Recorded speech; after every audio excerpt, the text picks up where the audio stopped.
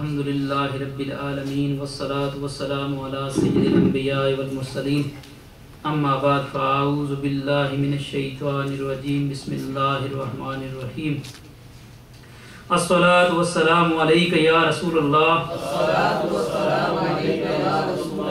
व अला आलिका व अस्हाबिका या हबीबल्लाह अस्सलातु वस्सलामु अलैका या नबीयल्लाह व अला आलिका व अस्हाबिका या नूरल्लाह।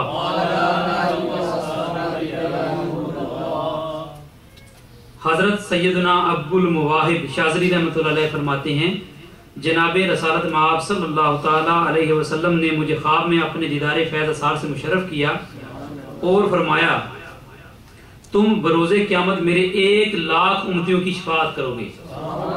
मैंने अर्ज़ की, ऐ मेरे आका सल्लल्लाहु ताला अलैहि वसल्लम, मुझ पर इस कदर इनाम व इकराम कैसे हुआ? इरशाद फरमाया, इसलिए कि तुम मुझ पर दरूद का हदिया पेश करते रहते हो। सल्लु अलल हबीब सल्लल्लाहु ताला अला मुहम्मद व आलिहि व बारिक वसल्लम। मीठे मीठे इस्लाम भाइयों, सुभान अल्लाह, दरूद पाक पढ़ने की भी क्या खूब बरकते हैं। इस हिकायत दरूद से यह भी मालूम हुआ कि बरोज़े क़यामत अहलुल्लाह यानी अल्लाह वाले गुनाहगारों की शफाअत फरमाएंगे। याद रहे, मुतलकन शफाअत का इनकार हुक्म कुरानी का इनकार और कुफर है। मौका की मुनासबत से शफाअत के बारे में नेकी की दावत के कुछ मदनी फूल आपकी तरफ बढ़ाता हूँ। कबूल फरमाकर अपने दिल के मदनी गुलदस्ते में सजाते जाइए। इंशाअल्लाह अज़्ज़वजल ईमान को ताज़गी मिलने के साथ साथ कई वसवसों की काट भी हो जाएगी। शफाअत के माना है गुनाहों से मुआफ़ी की सिफारिश। सबसे पहले उलमाए किराम की शफाअत करने के मुतल्लिक़ एक ईमान अफरोज रवायत समात फरमाइए। चुनांचे हजरत सैयदना जाबिर बिन अब्दुल्लाह रज़ियल्लाहु ताला अन्हु से रवायत है कि खातमुल मुरसलीन रहमतुल लिल आलमीन शफीउल मुज़निबीन सल्लल्लाहु ताला अलैहि वसल्लम का इरशाद दिल नशीन है, मैदान क़यामत में आलिम और आबिद लाए जाएंगे। आबिद यानी इबादत गुजार से कहा जाएगा, जन्नत में दाखिल हो जा, और आलिम से कहा जाएगा, तुम अभी ठहरो ताकि लोगों की शफाअत करो, इस सिले में कि तुमने उनको अदब सिखाया। मुझको ए अत्तार सुन्नी आलिमों से प्यार है, मुझको ए अत्तार सुन्नी आलिमों से प्यार है, इंशाअल्लाह दो जहां में अपना बेड़ा पार है। कुरान करीम की जिन आयतों में शफाअत की नफी यानी इनकार है, वहां मुराद है अल्लाह ताला के यहाँ कोई भी जबरन शफाअत नहीं कर सकता, या गैर मुस्लिमों की शफाअत नहीं, या बुत शफी नहीं। मसलन पारा 3 सूरह बकरा आयत नंबर 254 में है, तर्जमा कर्जुल ईमान, वो दिन जिसमें ना खरीदो फरोख्त है, ना काफिरों के लिए दोस्ती और ना शफाअत। तो जहां पे शफाअत का जो है वो इनकार आता है, वो उससे मुराद ये है कि बुत जो है वो शफाअत नहीं करेंगे, या जो काफिर जो है उनकी शफाअत नहीं की जाएगी। एक और जगह पे पारा 29 सूरह अल मुदस्सिर आयत नंबर 48 में इरशाद होता है, तर्जुमा कंजुल ईमान, तो उन्हें सिफारिशों की सिफारिश काम न देगी। जहां कुरान शरीफ में शफाअत का सबूत है, वहां अल्लाह के प्यारों की मोमिनों के लिए शफाअत बिल इज़्न मुराद है, यानी अल्लाह अज़्ज़ व जल के प्यारे बंदे अपनी महबूबियत और वजाहत और मर्तबे की बिना पर अल्लाह ताला की इजाजत से मोमिनों को बख्शवाएंगे। मसलन पारा 3 सूरह बकरा आयत नंबर 255 में इरशाद रब्बुल इबाद है, तर्जुमा कंजुल ईमान, वो कौन है जो इसके यहाँ सिफारिश करे बे उसके हुक्म के, यानी अल्लाह ताला की इजाजत से कोई बंदा सिफारिश नहीं कर सकता, सिफारिश अल्लाह ताला की इजाजत से ही होगी। पारा 16 सूरह मरियम आयत नंबर 87 तर्जुमा कंजुल ईमान, लोग शफाअत के मालिक नहीं मगर वही जिन्होंने रहमान के पास करार कर रखा है। नेकियां बिल्कुल नहीं है नामाए आमाल में, नेकियां बिल्कुल नहीं है नामाए आमाल में, कीजिए अत्तार की आकर शफाअत या रसूल अल्लाह। दावत इस्लामी के इशाती इदारे मकतबतुल मदीना की मतबूआ 1250 सफ़हात पर मुश्तमिल किताब बहार शरीयत जल्द अव्वल सफ़हा 139 ता 141 पर क़यामत की मंजर कशी में शफाअत के मुतल्लिक़ तफसीली मजमून में यह भी है, अब तमाम अंबिया अपनी उम्मत की शफाअत फरमाएंगे, यानी क़यामत के मंजर जो है वो अपने सामने लाएं। तमाम अंबिया अपनी उम्मत की शफाअत फरमाएंगे, औलियाए किराम शुहदाए किराम, उलमा, हुफाज, हुज्जाज, बल्कि हर वो शख्स जिसको कोई मनसबे दीनी इनायत हुआ अपने अपने मुतअल्लिकीन की शिफात करेगा। नाबालिग बच्चे जो मर गए हैं वो अपने माँ बाप की शिफात करेंगे। यहाँ तक कि उलमा के पास कुछ लोग आकर अर्ज करेंगे, हमने आपके वुजू के लिए फलां वक्त में पानी भर दिया था। कोई कहेगा कि मैंने आपको इस्तंजे के लिए ढेला दिया था। उलमा उन तक की शिफात करेंगे। यानी देखें ना, उलमा की खिदमत का कितना जो है वो अजर मिलता है। इस जहां में भी मिलता है, बरकतें हासिल होती हैं, मतलब इल्म दीन सीखता है, और आखिरत में भी इसका जो है वो स्वाब मिलता है। हिर्ज़े जहां जिक्र शिफात कीजिए, नार से बचने की सूरत कीजिए। सल्लल्लाहु अलैहि हबीब।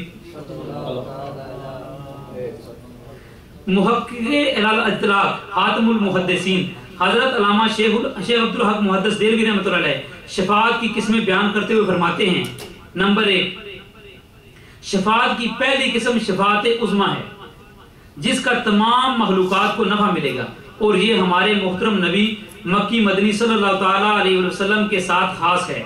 यानी अंबियाए किराम अलैहिमुस्सलातु वस्सलाम में से किसी और नबी को इस पर जुर्रत और पेशकदमी की मिजाल ना होगी।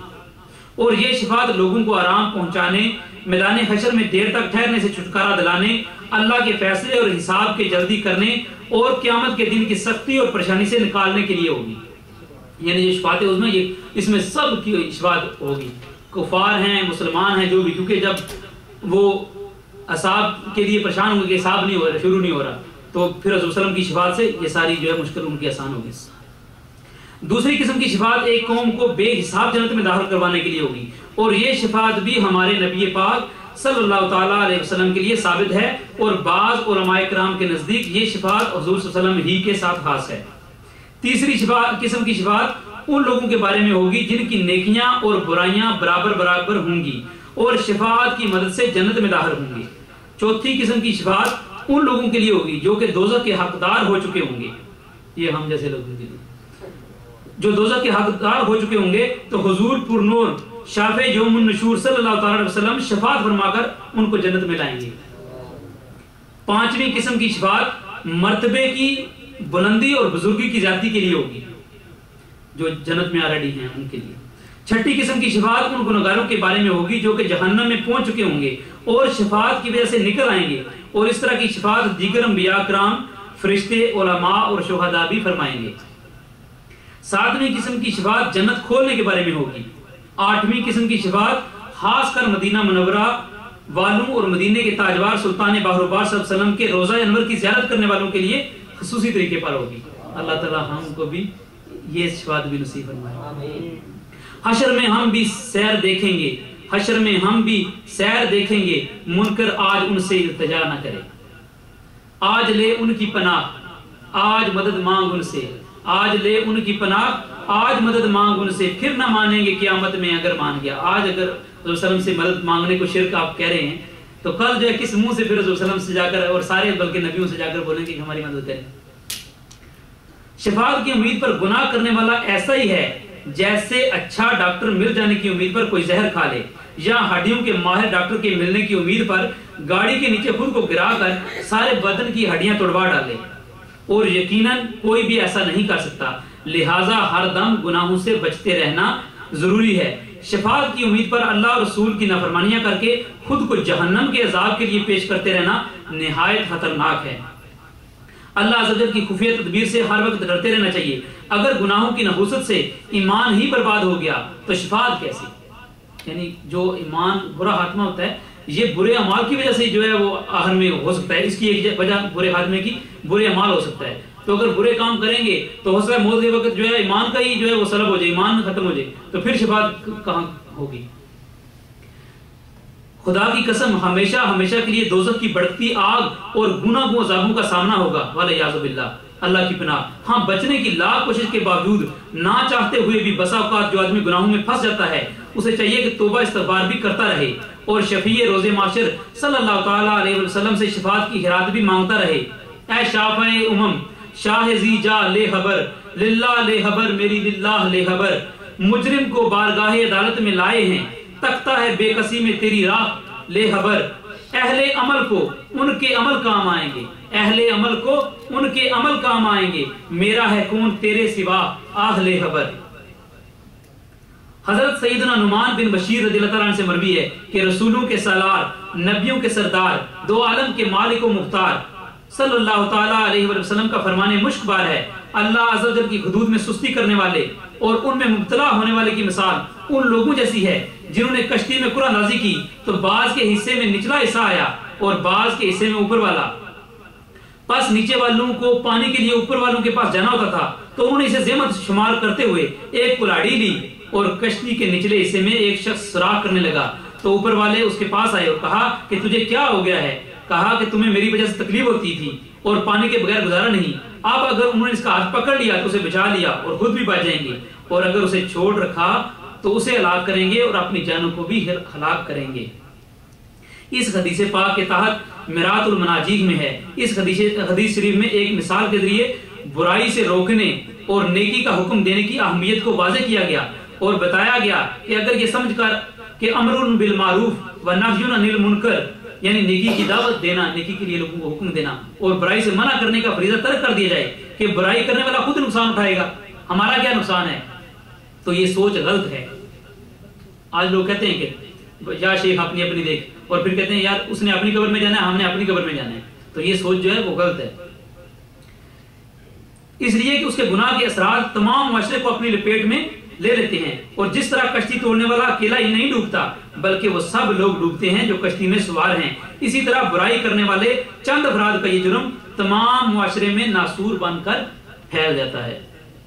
मेरे इस्लाम भाइयों, या शेख अपनी अपनी देख के तहत सिर्फ अपनी इस्लाह की फिक्र में लगे रहने के बजाय दूसरों की दुरुस्ती की तरफ भी तवज्जो देनी चाहिए, क्योंकि कसीर गुनाह ऐसे हैं कि जिनका नुकसान दूसरों को भी पहुंचता है।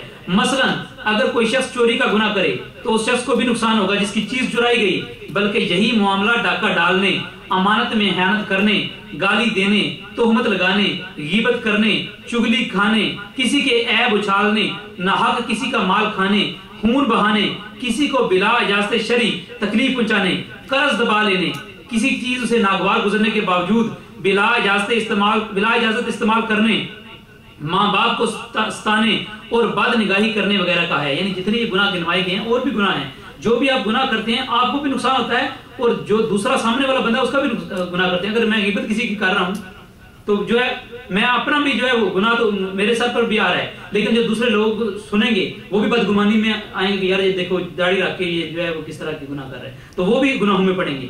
तो इस तरह करके जो है ना वो एक बंदे का गुनाह जो है दूसरे भी फिर उसमें इन्वॉल्व हो जाते हैं। अल्लाह ताला हम सबको अक्ल सलीम अता फरमाए।